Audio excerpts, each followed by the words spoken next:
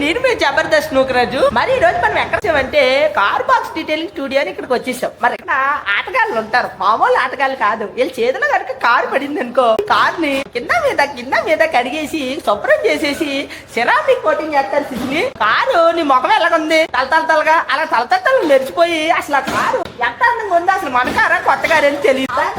మన కారు చూపించేస్తాను రా రా రా రా రా రా ఇదిగో.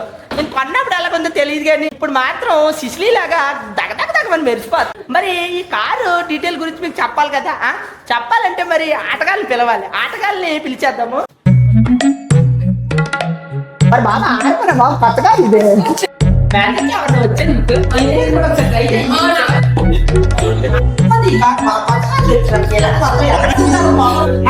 మామూలు ఆటగాడు కాదు. సంగతి పెట్టేసాడు మన కార్ కేట్ అవ్వలేదా, గీసాడు మన కార్ కేట్ అవ్వలేదు, నీళ్ళేసాడు మన కార్ కేట్ అవ్వలేదు.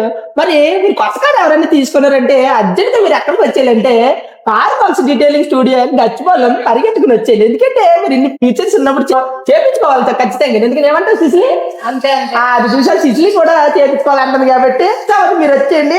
నా కార్ వేసుకుని నేను వెళ్ళిపోతాను. ఎందుకంటే ఎక్కడే వదిలేస్తే ఆటగాడు ఈ కార్ ని ఉచితంగా మ్యాజిక్ చేసేస్తారని భయం అవుతుంది. వచ్చేయండి, మీరు వచ్చేయండి, మర్చిపోకుండా.